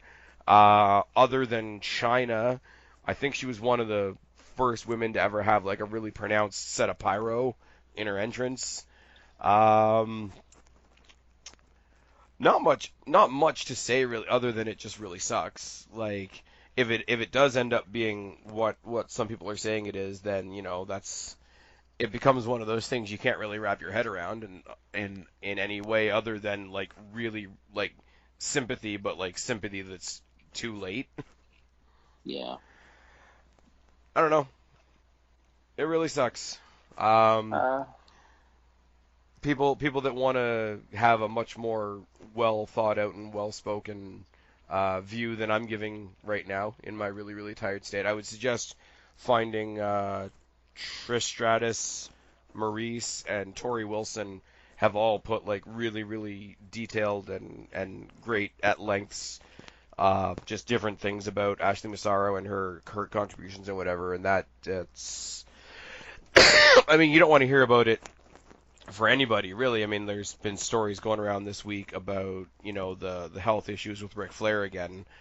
But again, like, Ric Flair is up there, and it's not good, but it's what happens when you get up to, you know, where Ric Flair is in life. You hear about Ashley Massaro, who barely did anything in wrestling that you would think, you know, would really, really mess somebody up. And as I say, it was only 39, and it's fucking terrible, man. Like, there's no nice way to say it. It fucking sucks. No, there is no easy, nice way to put it. Yeah. far too young to go. So Yeah. And I mean, reading the little bit that I have, like, apparently she was training up, she was getting back in the ring, and like, how cool a return would that have been? yeah, Like definitely would have been fun. like as we say, and I don't want to embellish somebody just because they've passed away. Like she wasn't the greatest. Like she wasn't a Charlotte Flair level in ring competitor. Like let's be honest about that. But I think just in terms of like the different element that she brought at the time to a company that probably wasn't ready for it at the time, like how well would she be received now, man? Yeah, absolutely. She would. Like She would have even if they been. wanted to play her off as like because like she's got the whole punk thing going on, maybe if they just wanted to make her a scrapper like Ashley Massaro versus Nikki Cross. Yeah, I that don't know. would be a pretty interesting one. Anyways, I don't want to just sit here and keep saying that it sucks, it sucks, it sucks, but it sucks. And cards on the table. I was going to start the video with that, and it slipped my mind, so it's become the end of this video instead. But hopefully I didn't bring you guys down too much. Hopefully you guys enjoyed this. Guapo and I have rambled a lot longer than I thought we would. These are all my thoughts going into Money in the Bank. I'm sort of going in, shrugging my shoulders, ready to take whatever WWE gives us because it's not NXT and we don't have those type of expectations. Guapo, final thoughts for Money in the Bank. Looking forward to the show. Hoping we see Andrade win the men's and Ember winning the women's, and hoping good old Becky Two Straps keeps the titles. So Baron Corbin and Dana Brooke it is. Yep, probably. Tell them where to find you, buddy. Find me on Twitter at Guapo_504. I don't tweet much, but when I do, I don't. But follow me. Also find me on the Black Cat Feline channel where we do videos once every couple years. Well, how can I follow that other than to say I've been Spaz, he's been Guapo, we are your YWC Reality Check. Subscribe up there, talk down there, start a conversation. Keep all these conversations going. Don't be a stranger. I'll talk to each and every last one of you later, but for right now, me and Guapo are tagging out. Bye, guys.